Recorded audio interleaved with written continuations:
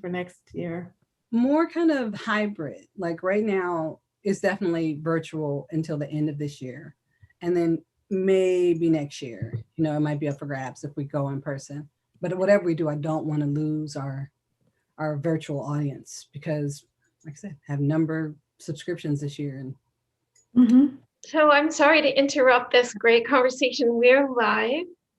And welcome to this New Book News reading, celebrating books published during the pandemic lockdown. The New Book News series receives funding from the Natalie and James Andrews Foundation. My name is Karen Schubert, and I'm the director of Lit Youngstown, a community-based literary arts nonprofit in Northeast Ohio. As we are in National Poetry Month, I would like to invite you to enjoy poems and poetry writing prompts at the Lit by the Imagination Facebook page, including today's poem, Notes from the Commonwealth, and writing prompt by Nicole Santalucia. More information at lityoungstown.org. Thank you for joining us. Congratulations to these poets on their new books. We'll follow this evening's readings with a conversation about the new collections.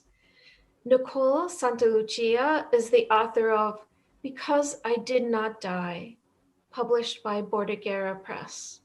Her work has appeared in publications such as The Best American Poetry, the Cincinnati Review, the Rumpus, as well as others. She teaches at Shippensburg University in Pennsylvania, and her new book is The Book of Dirt, published by New York Quarterly Books. Welcome, Nicole. Thanks, Karen. Thank you so much. I'm pretty honored to be reading with Shara and Teri. So I'm kind of glad I get to go first so I can pay more attention when they read. Thank you very much for this. It's such a great series. It's been wonderful to see the folks who've been doing and participating in the series. So I'm going to start with the first poem in the Book of Dirt. And I will read for 10 or 12 minutes here. So this first poem, you have now begun reading the Book of Dirt. And on the title page, it reads, the opposite of prostituting is when I learned how to read. It was like sucking a lemon. I spit out pale yellow seeds, open the door to earth, look out the window. All my gay symptoms rally in the library parking lot where I swallow my name, blindfold my votes, and line them up against the wall. I go to the county jail where I teach women to write their guts on styrofoam and cinder block and floor wax. I write Commonwealth and Red State and Ode on the edge of disaster, where clouds cast a shadow in the shape of a knife. I cut the faggot label out of my shirts, slice open plastic bags stuffed with childhood and grass clippings from a blue state.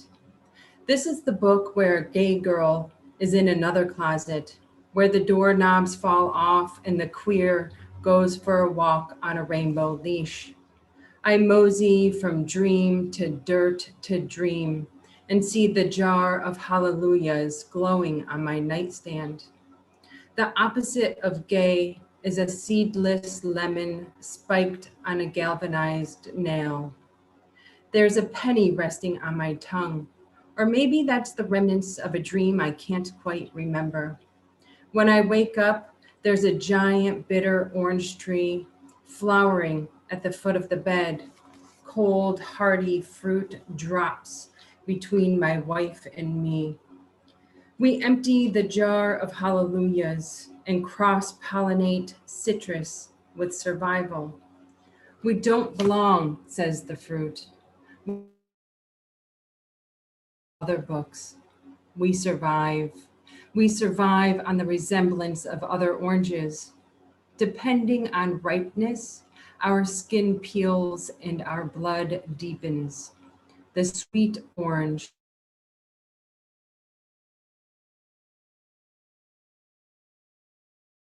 Our root systems twist together below ground. So yeah, I think, you know, the book is tracing very much rooted in place, I'm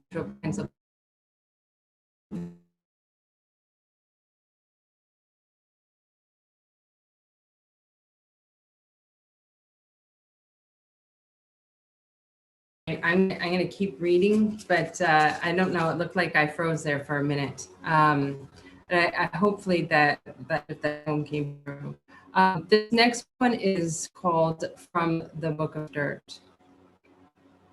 If I'm a wife and my wife is a wife, who vacuums the house and cleans the dishes? Which wife dusts and which one does laundry? Who cleans the dirt off of the dirt? Which one of us sucks dirt? Which one of us doesn't fit into the word wife? If wife is carved into the dirt, whose left breast falls off and whose right eye is dug out? If the wind is prayer,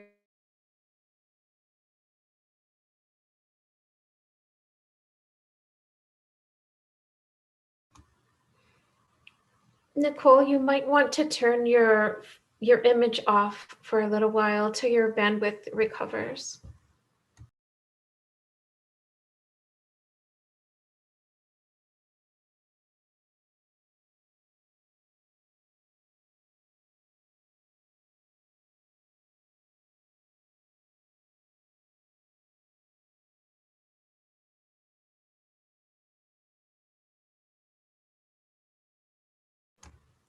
Teri, if I may, I would like to turn it over to you, and we'll give Nicole a chance to maybe move to another place in her house or see if we can get her back in, if that's all right.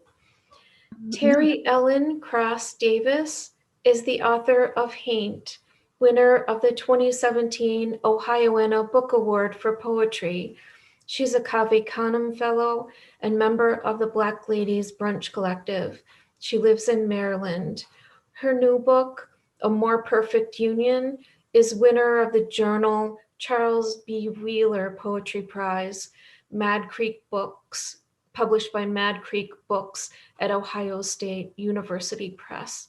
Welcome, Teri. Thank you, Karen. And it's such an honor to be here to read for Lit Youngstown as a native Ohioan and a proud Northeast Ohioan, Cleveland 216. You know, my heart is with Youngstown. And Shara, it's such an honor. It's such an honor. You know how much of a fan I am of your work. And I've just been so excited by Nicole's work. So I can't wait till we have her back. So I'll start with this poem, which is called A Black Woman Gets a Window Seat on Aer Lingus. And these are all poems from A More Perfect Union. And just so you know, Aer Lingus is the more popular airline from Ireland to the United States. Enough, Ireland. For all your lush effusion of color, inside me blooms a masochistic loneliness. Give me the screws I know best. The policeman quick to test my yes, sir, as acidless. Trigger the Midwest. Never on the Bible school tests was this.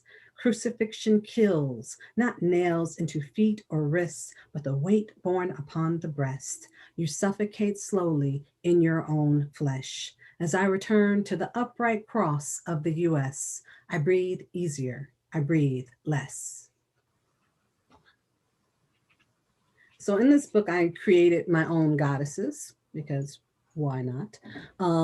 And so the first goddess I'll share with you is the goddess of scars, which it takes you a long time to figure out that your scars are meant to be. The internal ones sometimes and the external ones too. The goddess of scars. I mark you with melanin, a crosshatch of collagen, better the scar than the loss of limb, better the clean line, raised itch, festering wound beckoning death. My apostles, my keloids, my atrophic, my contractures, my hypertrophic response, each a love I bear to the mammal of you, the ruptured vessel, the broken endermis. Consider my evolution a song to survival. Consider cells my priest, their work a ladder of prayer, each stitch an epistle. I grieve to see you separate from yourself. My atonement is a bridge to build you back together. While you can never be born again, you can recover. Each time I sign you, witness the parable of action and consequence. I do not think you show enough reverence. You were never meant to be a smooth canvas, but a texture, a testament. I bless you with a story, and each and every time you live to tell the tale.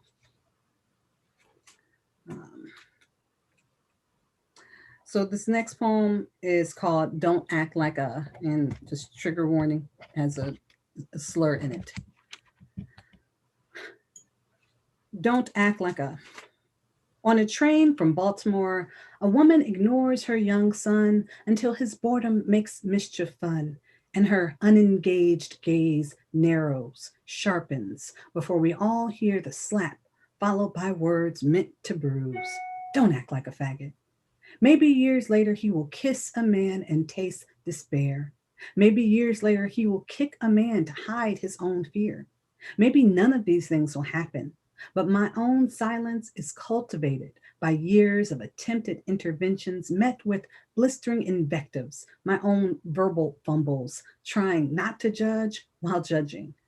I wonder how long it will take to embrace a masculinity not drenched in cowardice, its stench as strong as semen. I wonder how many years until we learn not discuss the instant flippant rebuke, but the joy of a boy dancing in his sister's princess dress, how the frills flounce as he runs down the hall, the pink spaghetti straps framing square shoulders waiting to broaden and fill.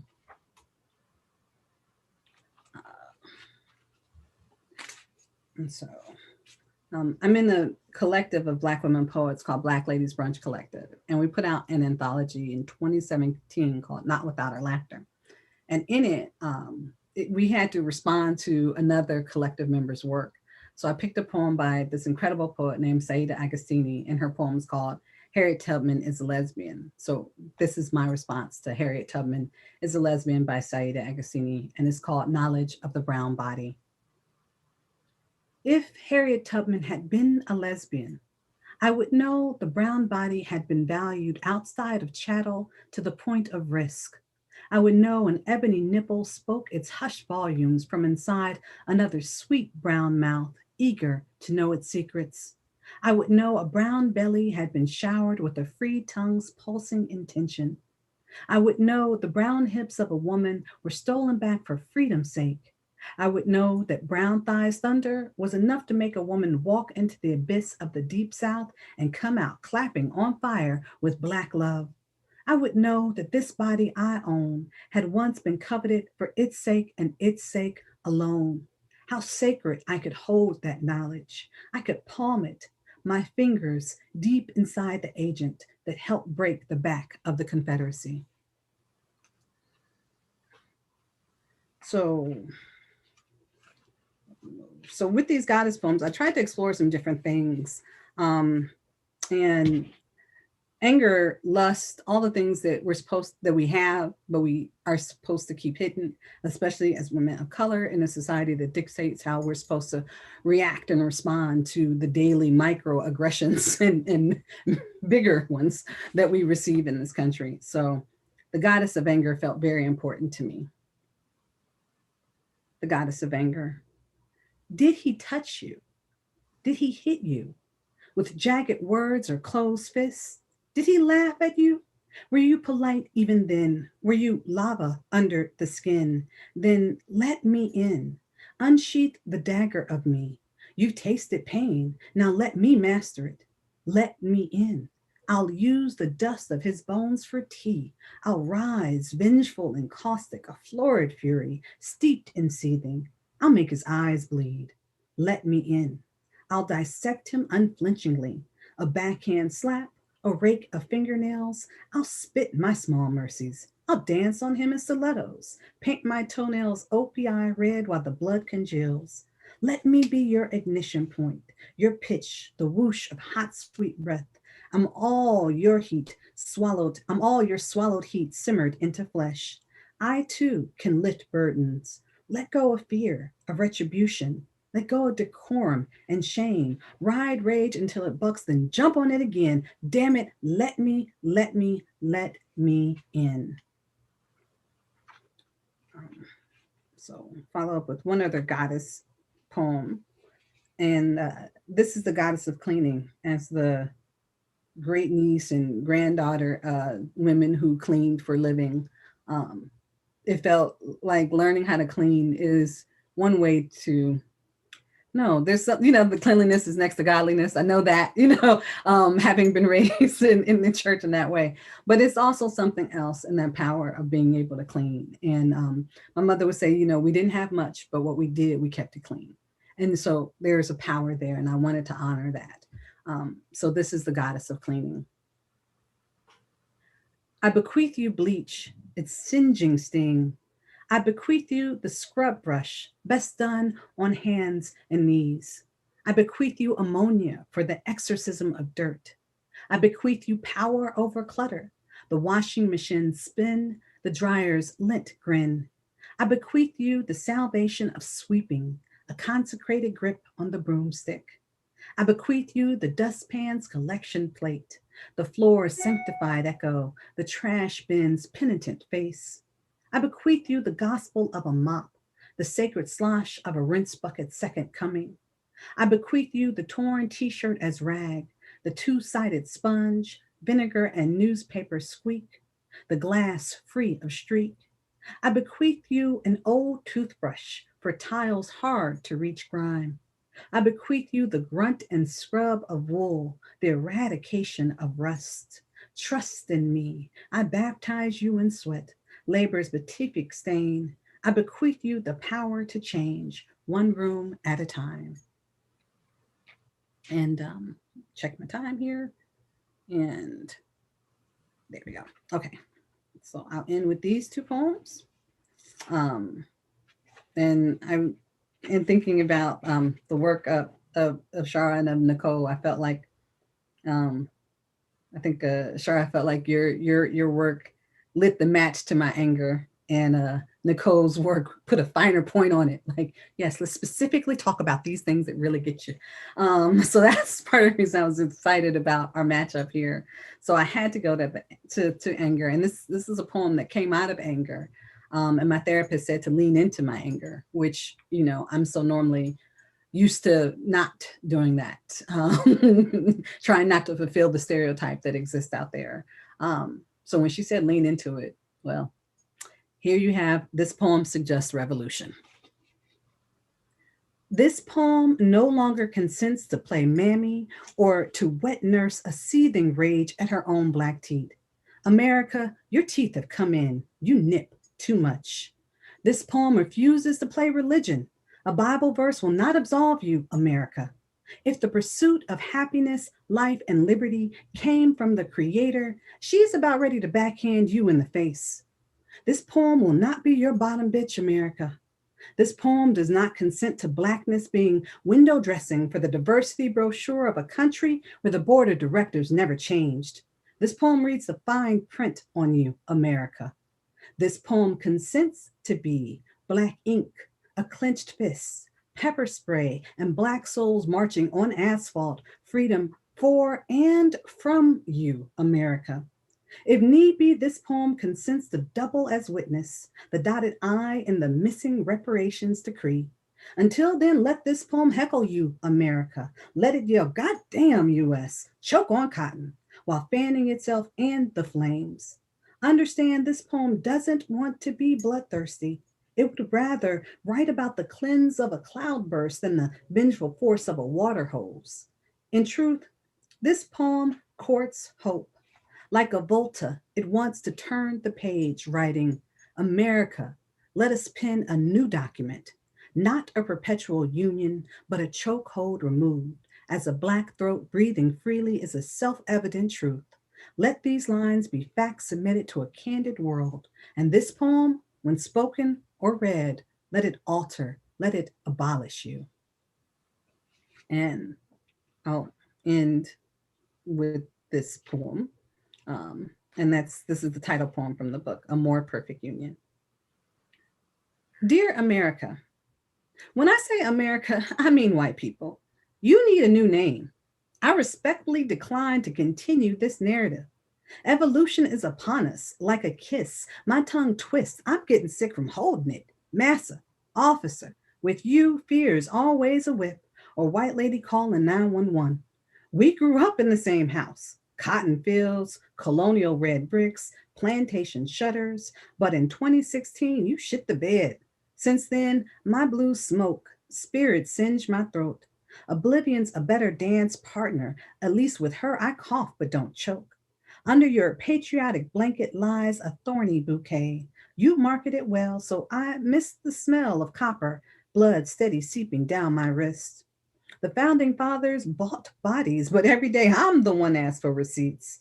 I breastfed the beast till it gnashed and took off running on its feet. Can I get store credit for my rage? A trade-in voucher for heartbreak? I'm not a white man with a gun. I can't shoot up a school, church, or movie theater for Burger King. Little right-wing fun. America, are you listening? You need a new name. I cannot keep talking to myself when I'm not talking about myself. Maybe America isn't who I need to talk to. Dear reader, we need to knuckle up. From old newspapers to online news, headlines excusing whiteness ain't failed to disappoint me yet. It's time for the remix. Let the masses DJ, not another oligarchy set. Be that more perfect union, and while the ink is still wet, make capitalism beg for forgiveness, forgive college debt. Establish a general income, make felons voting legit. Write in healthcare, not that Western mindset, but holistic. Meditate on that. Dear reader, I need you to know I have hope in us yet. Right. Thank you so much, Karen. Thank you so much, Shara. Thank you, Teri. What a marvelous reading. Thank you. From Jamaica, Shara McCallum is the author of 6 books published in the US and UK, including Madwoman, winner of the 2018 OCM Bocas Prize for Caribbean Poetry. McCallum is a professor at Penn State University and faculty member in the Pacific University Low-Residency MFA program. Her new book is No Ruined Stone, published by Alice James Books. Welcome, Shara. Thank you, Karen. I'm so happy to get to read with Teri and Nicole. Nicole is coming back. Yay! Hi, Nicole. Oh, I'm back. Yeah, we had You an are interview. back. Yeah.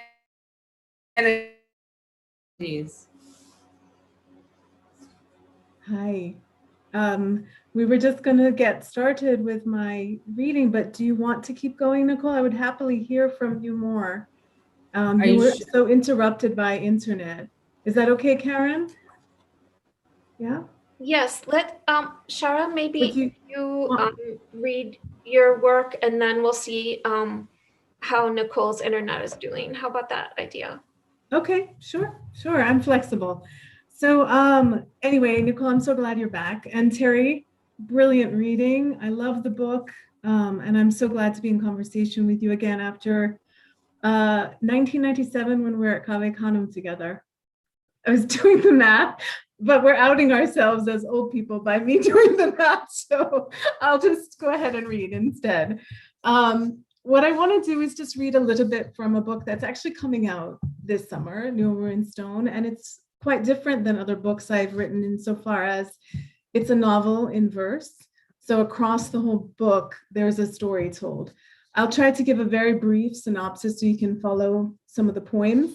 But essentially, Robert Burns, the 18th century Scottish poet, I found out when I was in the UK in 2015 that Burns almost went to Jamaica to work on a slave plantation.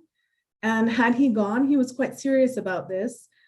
He would have been in the capacity of a bookkeeper, but really that means an overseer of the labor of enslaved Africans on the plantation. So this really struck a chord with me. And I wrote this book to try to follow through the imagined trajectory of what would have happened had he gone. The first part of the book is set in that time period from 1786 to 1796, the last 10 years of his life that he does spend in the book in Jamaica. Among other things, he has a relationship with an enslaved African woman. They have a child, and the second half of the book is narrated by their granddaughter to Robert Burns and that woman, Nancy. And I think that gives you enough of the grounding for me just to read some of the poems. I'm going to just read one from the title poem, if you will. There's a frame to the book that the first and the last poem is the title of the collection. And this was the poem that really allowed me to enter it. And it was through a painting by a Scottish poet, Callum Colvin. I'm sorry, a Scottish artist, Callum Colvin. And Callum has a portrait in which inside the eyes of the poet, Hugh MacDiarmid, that he has painted, Robert Burns is featured. So you do need to know that to hear this. This is me speaking. I speak only in the first and last poem in the book. The rest is all dramatic monologue. No Ruined Stone. To Robert Burns and after Callum Colvin's portrait of Hugh MacDiarmid, you saturate the sight of those who come after, poets and painters alike. Your words invade my mind's listening, manacle my tongue when I try to speak. On all I backward cast my eye and fear and cannot see. Who would I have been to you? What stone in the ruined house of the past? In this world, I am unloosed, belonging to no country, no tribe, no clan, not African, not Scotland. And you, voice that stalks my waking and dreaming, you more myth than man, cannot unmake history. So why am I here, resurrecting you to speak, when your silence gulfs centuries? Why do I find myself on your doorstep, knocking, when I know the dead will never answer? And so just in the interest of time, and I would love to leave time for Nicole to jump back in, I'm thinking I'm just going to read a couple poems in the voice of Isabella. Isabella is the granddaughter, and her grandmother, Nancy, through a series of events, they end up migrating to Scotland. When Isabella is speaking, she is a 19th century Black woman who looks white and is passing for white. And she is just married. She's living in Edinburgh, and her husband does not know this about her. And she is learning that Burns is has become this famous, Scottish figure. And so a lot of the poems are dealing with this legacy that she's inherited and her question of what to do with her grandmother's inheritance and her memory. And so this poem is called Memory, and I will start there. My first was sound, brought forth from her hands, wielding an axe, severing the necks of fowl, rending flesh from bone, that sound, torn from a throat, the cry she'd made as a child rendered orphan, stolen across an ocean, hungering to feed, ceaselessly to feed. The second was no sound, but fire, kindled of her hands, lighting kitchen walls, dredging blood from the sea's memory, blood tilling soil, blood, not even rain that falls and falls without end, not any water we cross, any riverbed stone can absolve.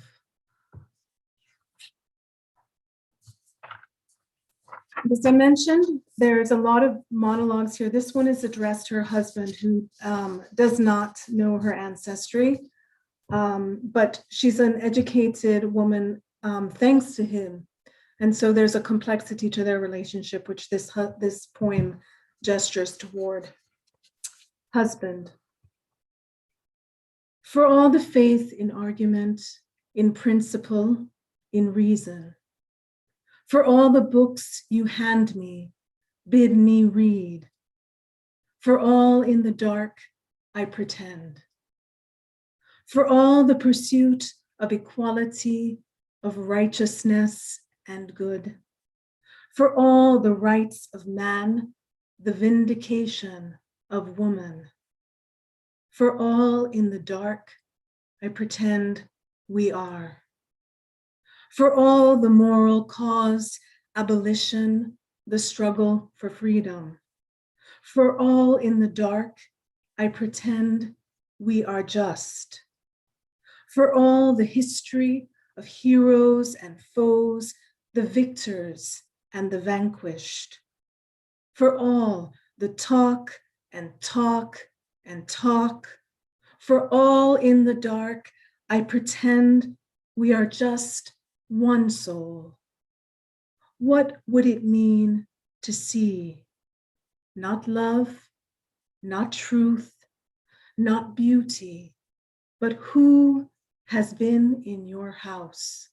Who sleeping in your bed?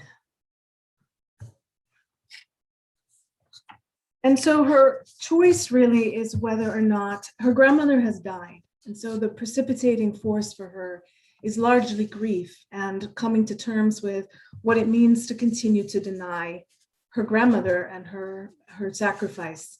And so there is one poem in the second half of the book where Miss Nancy speaks. And I will just read that. And then I think I'm going to actually change my mind. I'm going to read the very last No Ruined Stone after I read Miss Nancy. And I won't tell you basically what Isabella decides, but the choice that she's faced with is the choice of whether or not to continue passing. At the hour of duppy and dream, Miss Nancy speaks. You think what lies before you asks more than you can bear.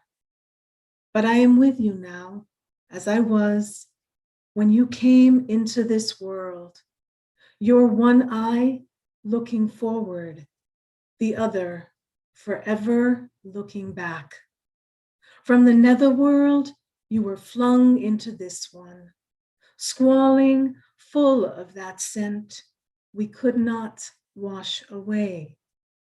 Your mother's breath extinguished as you gulped your first. The call swaddling your face till we lifted it, unveiling, beholding the unasked for. Girl child cast down in a place of stone, of men who cannot see to see, do not hear what needs listening, men who have riven borders and nations, and you in whom the rift has opened. Hear me, for I was there in the beginning. Witness as you entered, as you came dusking, tearing all asunder, rending the fabric they call truth.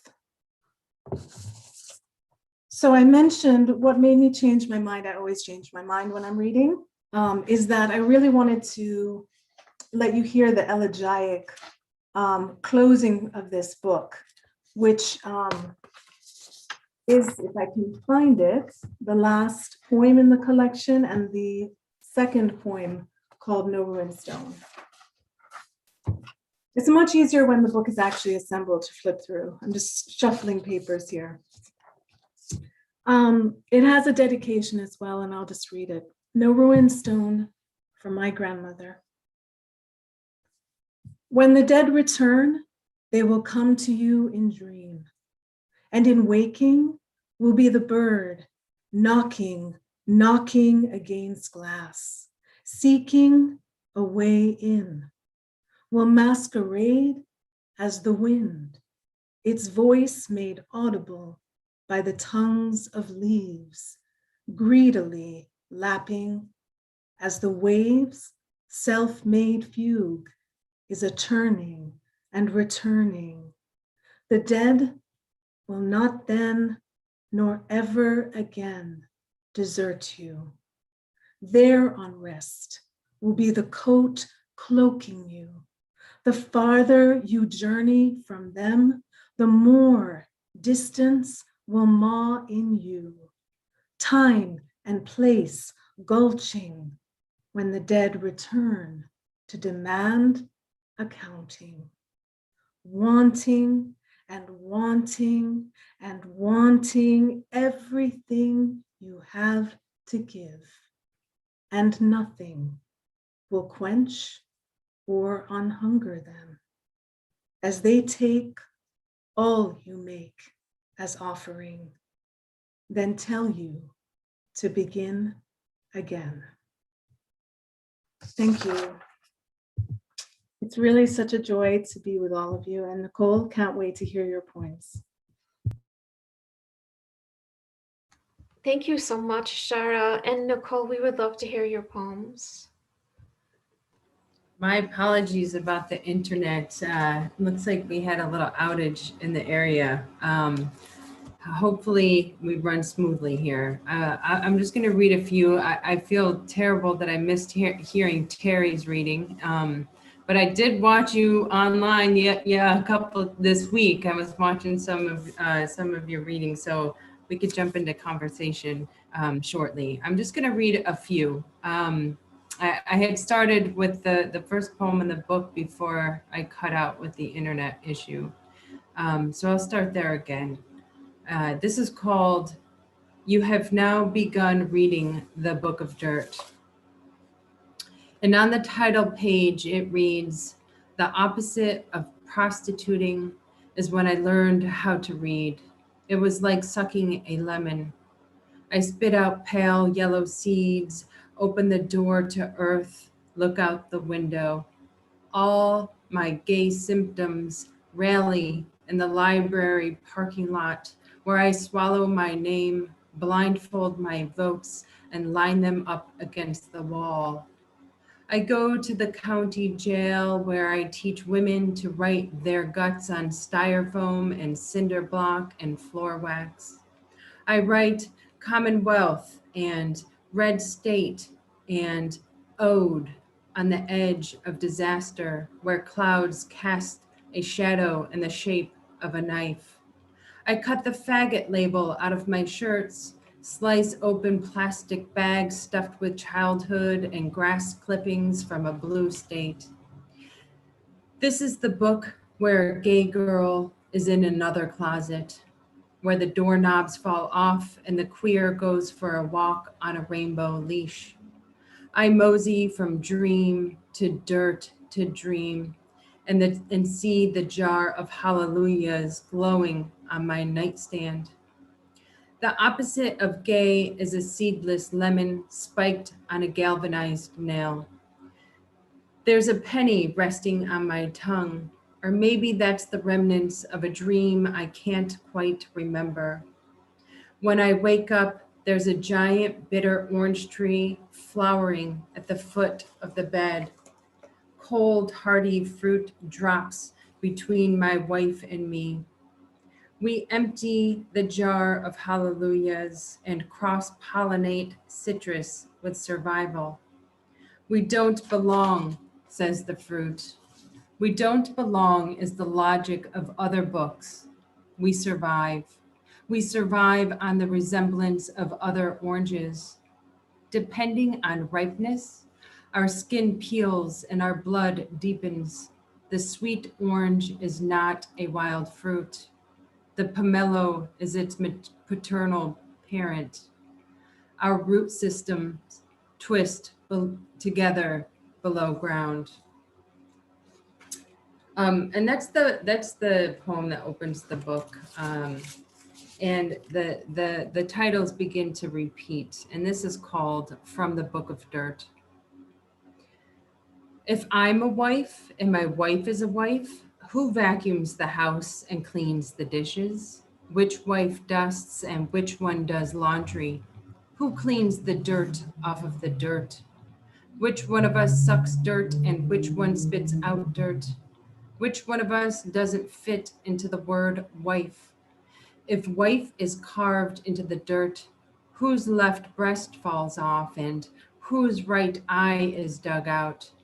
If the wind is prayer, if dirt is 50% lesbian and 50% void, if it never rains, how do mosquitoes suck the gay out? If we live below ground in our dirt house, do we get squatters' rights? Can we sue the land if the land is our witness? If we inhale the earth, if our bodies are silent, tell us what we own. If the law of the dirt is dirt, if wives travel west of the dirt, what customary law influences property rights? If individual grains of sediment never move, if the force of gravity pulls us deeper into the dirt, if there's no gust of wind or water or ice, our marriage will never sculpt itself into a mountain. If the valley of dead women in the dirt has been our destination this whole time, all we had to do was walk barefoot in our backyard. I'm just going to read a couple more because I'm more excited to hear and talk to Shara and Teri. This next one is called Keystone Ode with Overgrown Garden and Invasive Species in It. The wisteria crawling out of our kitchen faucet probably won't flower for another 20 years. Lilac will eventually blind us. We sleep with the carbon flowers and lipstick plants shedding body parts as they do. The rubber tree's roots reach into the sewer system. What does it mean to survive? Basil bursting out of sidewalks? The choking plant turning blue? The foot plant kicking us to death?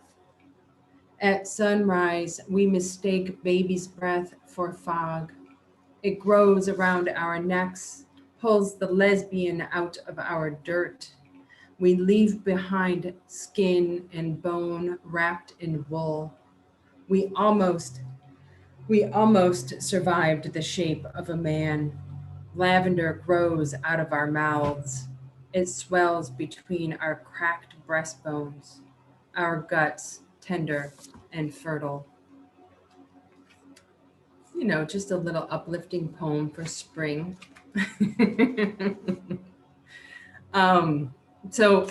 This next one is called Notes from the Commonwealth, and it has a short little epigraph. Dead Woman's Hollow Road, Cumberland County, Pennsylvania. And it's a sponsor in conversation with.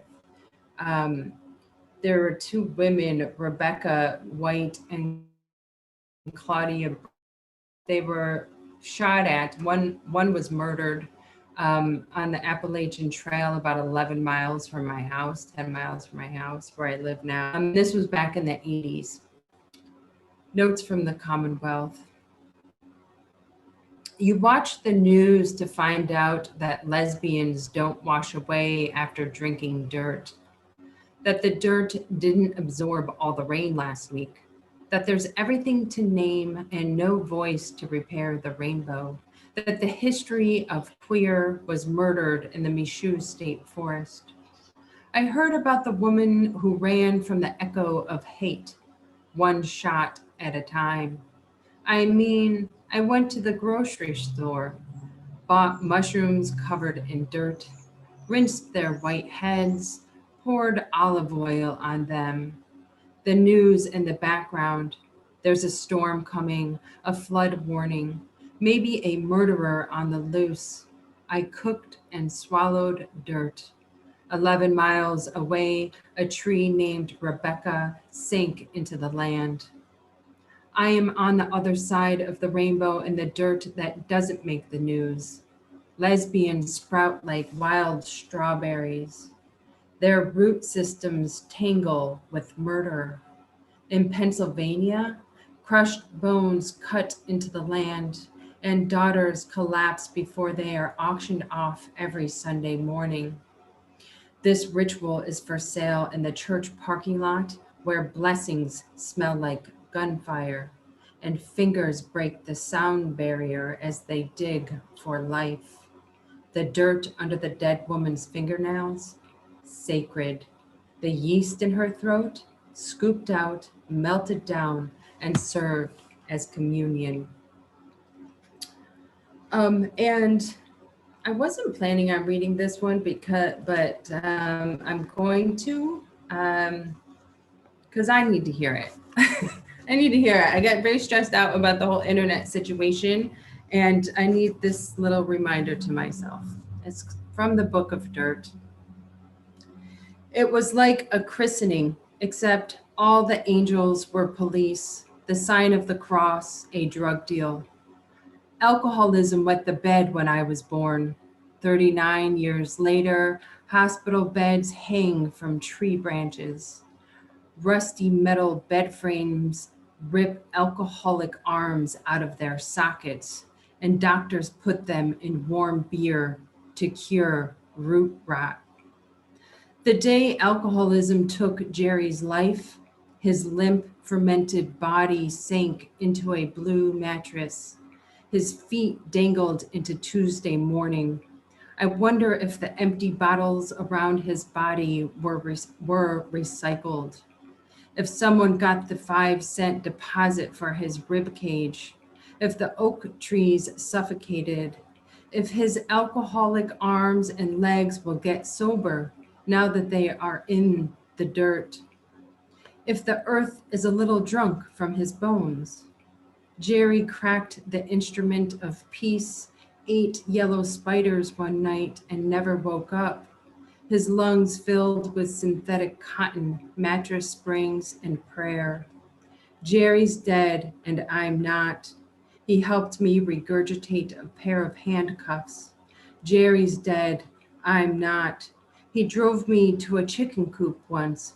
Jerry's dead, I'm not. He introduced me to all the chickens. Jerry's dead, I'm not. He drank the holy water after 20 years of sobriety. He's dead, I'm thirsty, and I'm not. Alcoholism wet the bed when Jerry died. It was like a baptism, except his second birth was not an imitation. It soaked through the mattress. The rocks in Jerry's gut burst. His dust storm carries a never-ending elegy to the next drunk in the next town. I will end with this last poem, which is also the last poem in the book. On first having read the Book of Dirt and loaded the batteries into the flashlight, I take off my shoes, put on my skin. My feet listen to the earth, gather digging tools and hollow land, check the ground for homophobia and women. 25 round, a forest floor, a myth where queers get to the other side. The dirt without grass has no name. I've walked there picking bones. First the walnut tree, hot bullets. It is black, then brown, then earth. My face, our dream, you. Splitting in half again and again and again. I can't find my shovel, so I dig for it. We wake up touching in the dirt, in the book, our hands reaching from under as if we could actually be together. The thing I came for is on the other side of the dirt, but there's no water or thirst or surface or air or sun. This is the place where there's more wreckage, more bodies. If there was a ladder, I'd climb out of the dirt. I'd gather courage to reappear and probably find myself in the middle of Pennsylvania carrying an Atlas light with dead batteries. So thank you so much. And I look forward to joining conversation with the other two lovely poets here. Thank you. Thank you so much, Nicole. I'm really looking forward to this conversation as well. Nicole, would you like to kick it off? Yes, I would. And I do want to start by asking, even though I didn't hear the poems that you read, have been reading your work and have been thinking about your book. And one of the things that I see or feel happening is there's this spirituality, the goddesses, the experience of being woman, the mundane. All of these things feel weave together in the poems and feel like arrivals to me as the reader. And I'm wondering if that's something that you could, talk about a little, if that resonates. Yeah, no, it does, because each goddess, like with the goddess poem specifically, each had to be born in their own way. I guess in many ways they kind of all felt a little bit like Athena, like just coming out of my head out of a big migraine, because that's how they were born. So they were chances to talk about topics that are taboo. They were chances to, if you're talking like the goddess of blood or the goddess of lust, or even moments in the goddess of parenting. It was like they're just, you're not allowed to call your kids little tyrants, but yet they can be. Just you can be honest about that moment of parenting. Like they're little jerks sometimes, but you love them. And so they were all moments of being able to kind of have this spring in this moment of coming out the dormant soil of our everyday existence and being able to spring up and kind of come up into their own right.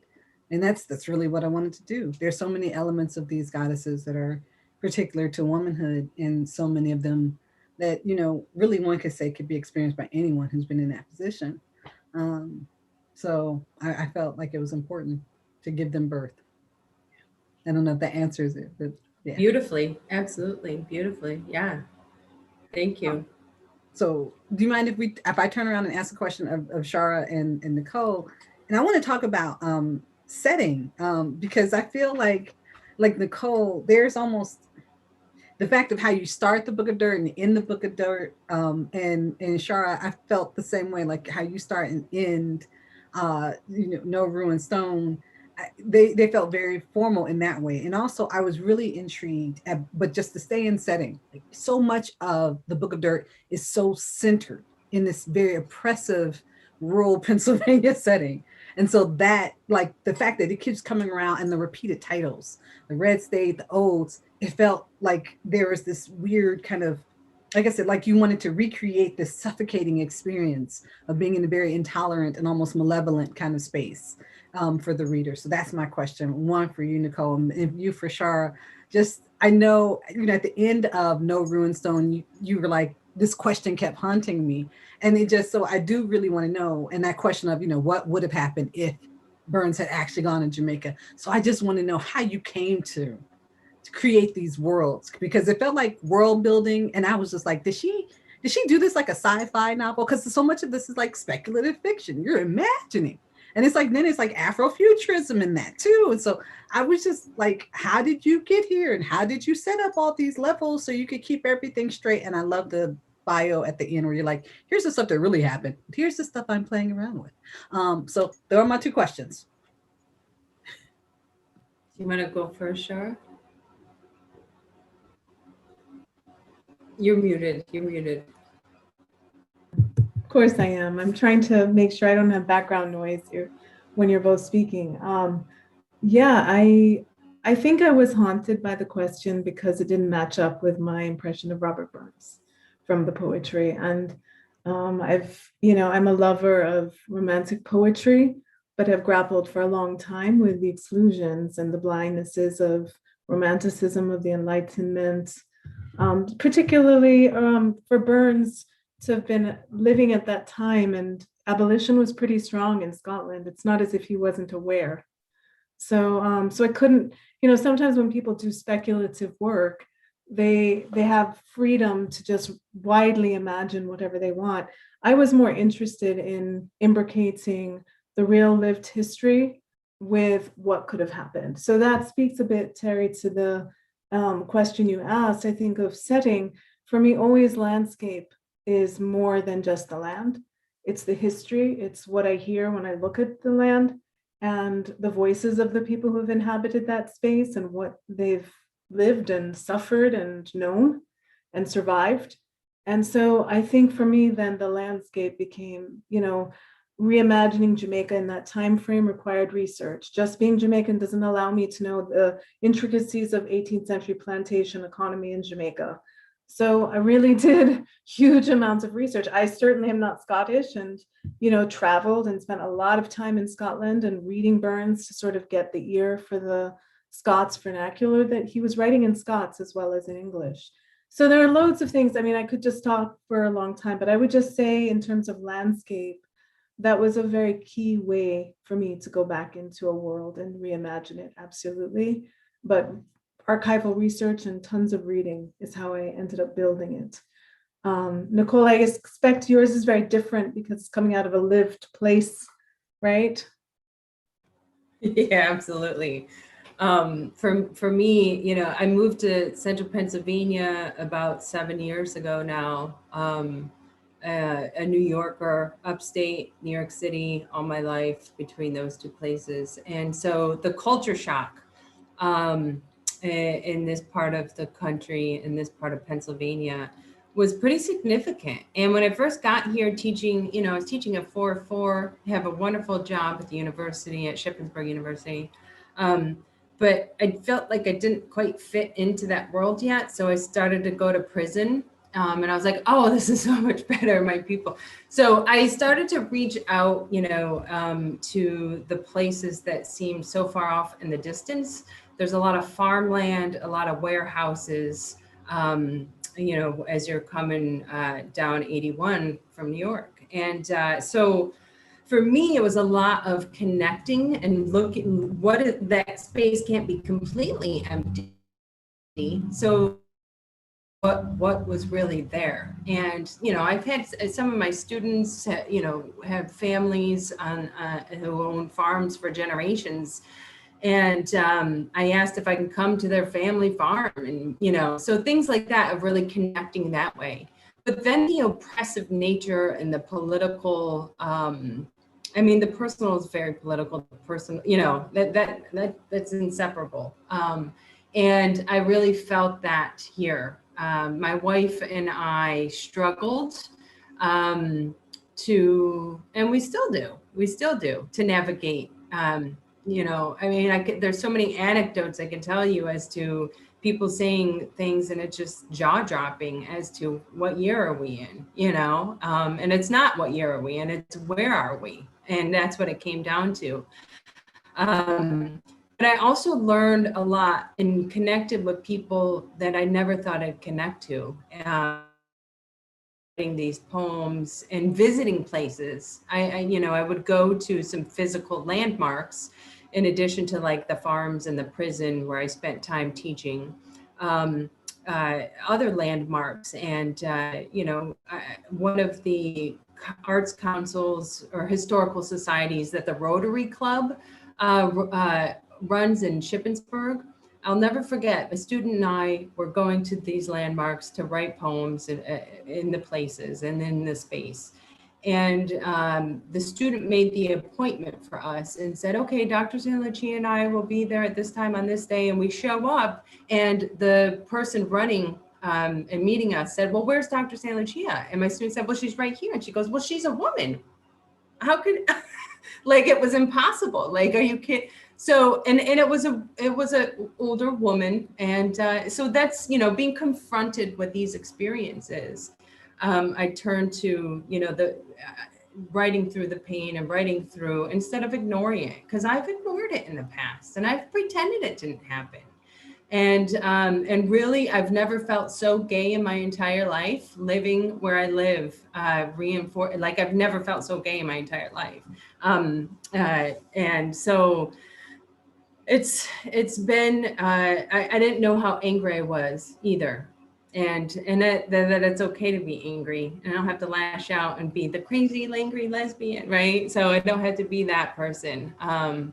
And these are all the things that I started to realize as I wrote this book and spent time with these feelings.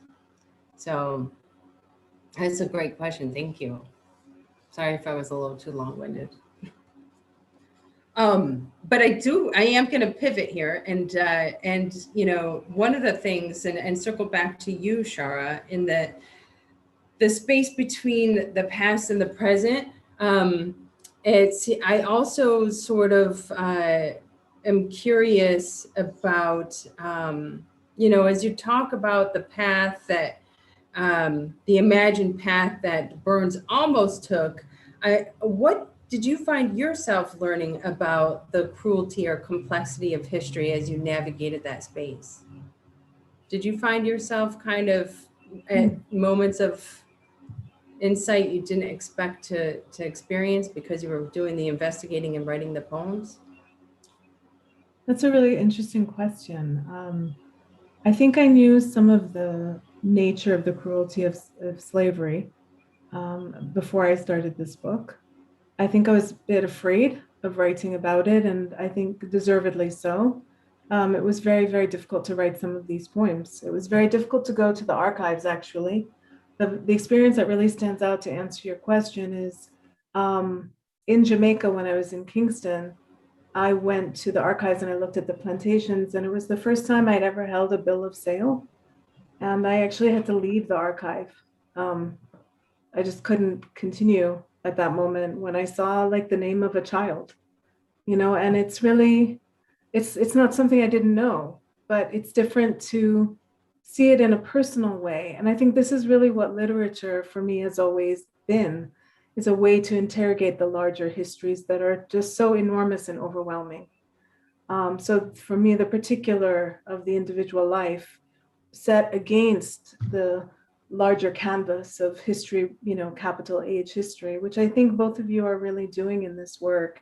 I feel so grateful to have been in this shared space with you, because I think that's the common thread that I felt when I was reading our books in tandem was, you know, we're dealing with what it means to be an individual thrust into these, I don't know another self except for an individual who's also social and political and historical at once. Like I don't, you know, and I think, and I see that in your work too, Teri and Nicole. So that's not exactly an answer to the cruelty of history, but it's about the interrogation of it and the way in through the personal that again is also social, cultural, historical, political, all of those at once. Yeah. Do we have time, Karen, for me to also throw a question to the brilliant women in this room? Yeah. Yes, of course. I really am interested in form, as everybody who knows me knows. I am obsessed with form and feeling as they intersect. And in both of your works, it really struck me. The goddess poems, Teri, I was so glad to hear you bring some of those in my ear, but also some of the dramatic monologues in this book I love. The use of apostrophe, that direct address that's really to the self. So many amazing formal measures. And then Nicole, you have these repeating obsessive sequences going on. So I just wanted to ask that question, you know, can you both speak to how does form help you to hold the powerful feeling in these collections that you've written?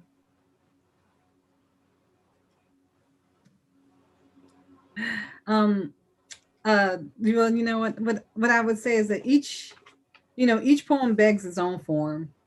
And the goddess poems were always about speaking from on high down low, hence the bequeath and just some of the formality of the language at different times. I wanted the language to feel like it was invested, it was brimming with power.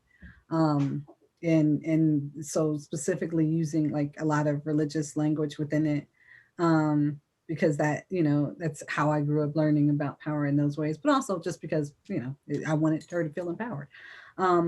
But it, you know, so the form had to find each poem had to find its own form. Each poem had to figure out how best to convey what it needed to convey on the page, whether it was couplets in like White Barbie, or if it was like a direct address in persona, like with the last poem, which I always have to say is like came from a night after I taught June Jordan's poem about my rights. So it was like after reading that, it was like it sunk in, and I woke up at like 3:32, almost close to the witching hour at 3:33. But you know, woke up at 3:32, like I have to write this poem. And so yeah, that's how.